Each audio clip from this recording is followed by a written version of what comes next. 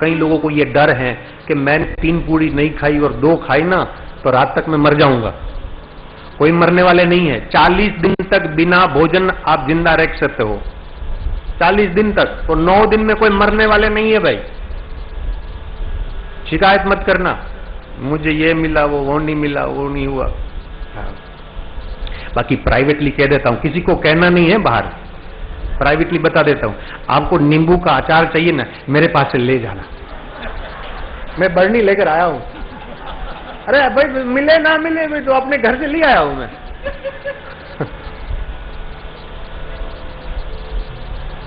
हाँ, प्राइवेटली कब चाहिए तो मेरे पास आ जाना, थोड़ा मैं दे देता हूं। हाँ, नींबू का आचार मिलेगा। इसमें नींबू हो ना हो मैं नहीं कह सकता, आचार मिलने की जरूर। नींबू ना वो खोज लेना, नींबू मिल गया तो मिल गया। छठी बात, किसी से द्रोह न करो। तुम किसी से द्रोह मत करो। ध्यान दे, जिससे हमें प्रेम हो जाता ना, वो इतना याद नहीं आता जितना हमें हमारा दुश्मन याद आता है। वो आपकी शांति को, आपकी आनंद को हनन कर लेगा। किसी से द्रोह मत करो, कोई भी हो। किसी ने आपके साथ द्रोह भी किया है, आपके साथ दुश्मनी करी है, तो परमात्मा से प्रार्थना करना कि भगवान इनको सद्बुद्धि दो, इसको सद्बुद्धि दो। बेचारा बीमार है, बीमार के लिए तो प्रार्थना करनी चाहिए ना भाई, ये बीमार है।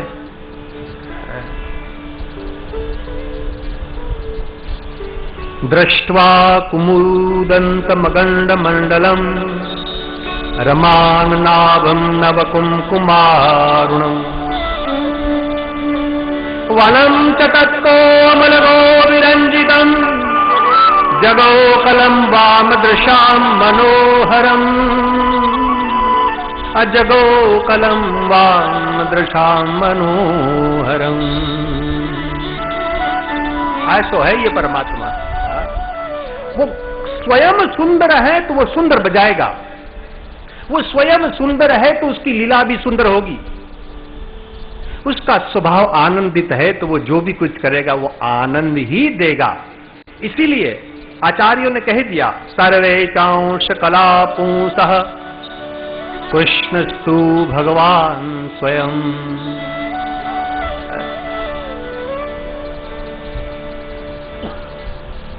मैं अभी कहीं जगह पर था और रास पंचाध्याय की चर्चा जब आई थी, कोई महापुरुषों की मंडली थी इसमें, तो किसी ने हमको ये कहा कि भाई लोगों का, कई विद्वानों का ऐसा मत है कि वैसे श्रीमद् भागवत सर्वश्रेष्ठ ग्रंथ है और अच्छी अच्छी बातें इसमें है, बाकी ये रास पंचाध्याय को हटा दो ना तो सब बराबर है। ये रास पंचाध्याय खिचड़ी पिकड़ी है, इसमें ये लीला जो है वो कृष्ण के अनुरूप नहीं है। हमने कहा महाराज तो फिर आप कृष्ण का रास जो है वो समझे ही नहीं। ये रास पंचाध्याय जो है ना, ये विलास लीला नहीं है, ये संन्यास लीला है। ध्यान दे, जो ऊपर से दिखता है वो जरूरी नहीं है कि वो भीतर भी होगा। ऊपर से जो दिखता है ये जरूरी नहीं है कि भाई कितना होगा।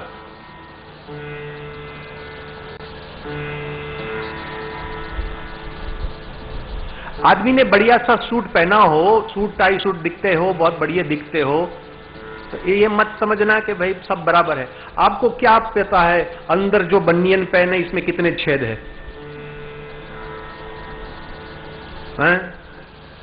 बनियन में कितने छेद कौन जाने। ऊपर से श्री कृष्ण की रास लीला आपको नजर आएगी कि भाई ये तो विलास लीला, विलास लीला नहीं है महाराज, ये संन्यास लीला है। भगवान श्री कृष्ण की जो रास लीला है वो काम लीला नहीं है, वो काम विराम लीला है। ये तो हमारे जैसे मूर्ख लोगों को, ज्ञान को पचा नहीं सके, तत्व ज्ञान हम समझ नहीं सके, तो श्री सुखदेव जी ने गोपी और कृष्ण को अलग अलग स्वरूप में दर्शन करवाए। नहीं तो रहने रमेशो व्रज सुंदरी भी। जिस प्रकार से कोई बालक एक दर्पण को उठाकर अपने मुखारविंद को देखें और इसके साथ विनोद करे, ठीक उसी तरह से भगवान श्री कृष्ण का ही यहां स्वरूप है। यह कौन कृष्ण, कौन गोपी, कौन गोपी, कौन कृष्ण?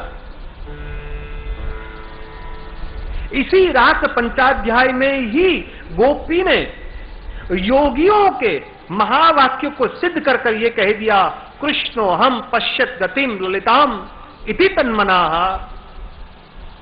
आई एम कृष्ण, अहम ब्रह्मास्मि। तो जो योगी लोग अहम ब्रह्मास्मि कहते हैं, तो क्या इसको कामलीला कही जाती है? उसको विलास लीला कही जाती है क्या? हमारी आपत्ति इसीलिए आती है कि हमको एक की ओर स्त्री नजर आती है, एक की ओर पुरुष नजर आता है, और ये मानव का कीचड़ का दिमाग जो है ना, सीधा ही गटर में जाएगा और कहीं जा ही नहीं सकता। यही अभ्यास है उनको। आप देख लेना, कोई पुरुष और स्त्री बात करते हो ना, तो दूसरा ये लफड़ो चल रहा है, इन्हें बीजू कहीं समझाया जो नहीं। कोई पुरुष और स्त्री आपस में बात करे तो तुरंत पहले यही, और महिला ने किने देख लिया तो पहले तो ये इसके संबंध में क्या है? अरे तारू शू क्यों जे हो संबंध में लहर करने तुम भाई। यही समस्या रासलीला में आ रही है, क्योंकि हमको गोपी एक स्त्री नजर आ रही हैं और कृष्ण एक पुरुष नजर आता, इसलिए हमको काम लीला देखती है, काम विराम लीला नहीं देखती है। यहां तो कृष्ण हम, आई एम कृष्ण। सिर्फ योग मार्ग, ज्ञान मार्ग में अयम आत्मा ब्रह्म, प्रज्ञानाम ब्रह्म इत्यादि ये महावाक्य जो हैं वो केवल उनके लिए है ऐसा ही नहीं, भक्ति मार्ग में यही मार्ग है, यही रीत है।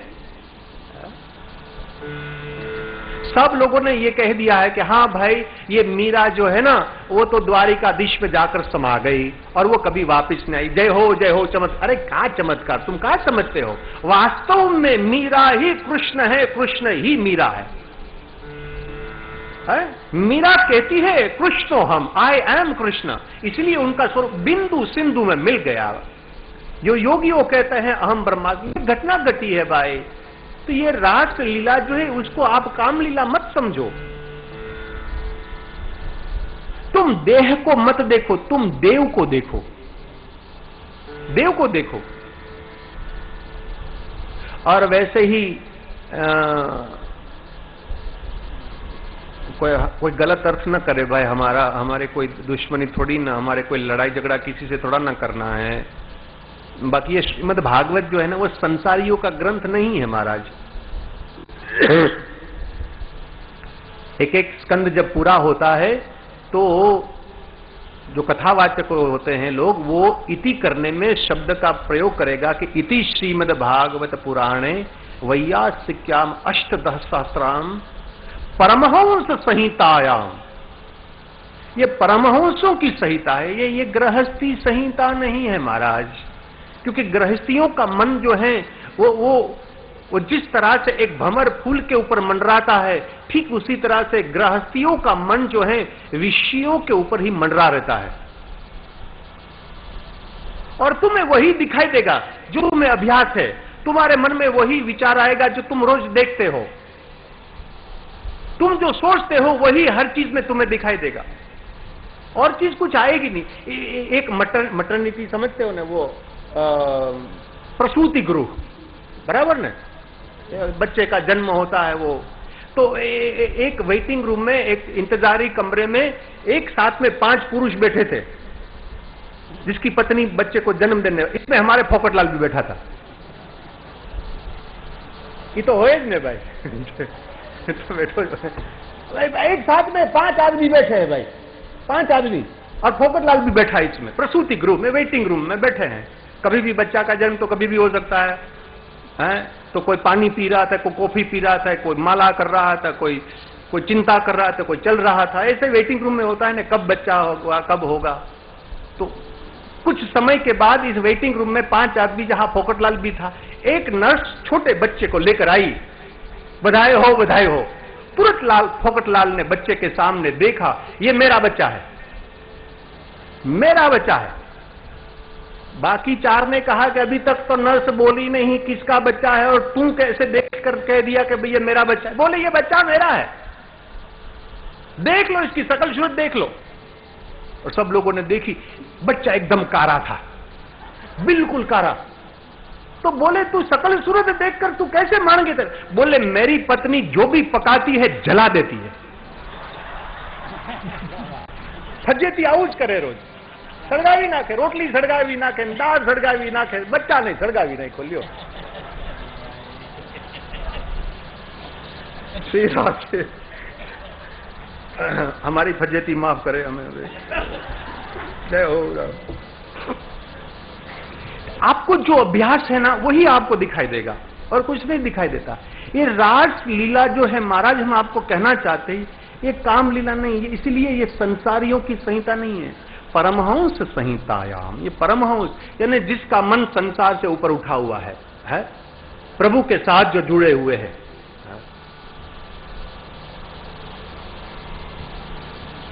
हमें एक सौभाग्य मिला था काशी में एक बार। अब उसने तो ये नहीं कहा था कि हम परमहंस है, हम देखकर पहचाने बस। महापुरुष चित्तवृत्ति से पहचाना जाता है। कोई कोई इंट्रोडक्शन करावे, कोई परिचय करावे, कोई उनकी उपाधि का वर्णन करे कि ये फलाना फलाना महात्मा है, ये क्या लेना इसे। मतलब महापुरुष हो तो व्यवहार से और चित्तवृत्ति और वाणी से पहचाना जाता है। एक महात्मा काशी में हम गए थे, या तो प्रथम बार या द्वितीय बार, तो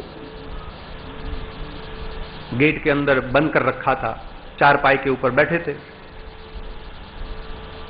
पहले कुछ बोले नहीं थे हमारे साथ और मैं भी नहीं बोला था, जब देखते ही। बाकी एक चीज हमने देखी,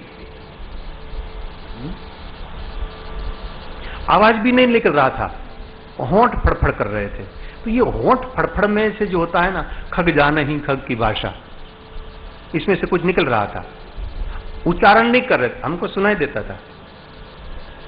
परमहंस उसी है जो एक क्षण के लिए परमात्मा से विभक्त नहीं है, और उनके मुख में से निकल रहा था श्रीमन्नारायण नारायण नारायण, श्रीमन्नारायण नारायण नारायण, श्रीमन्नारायण नारायण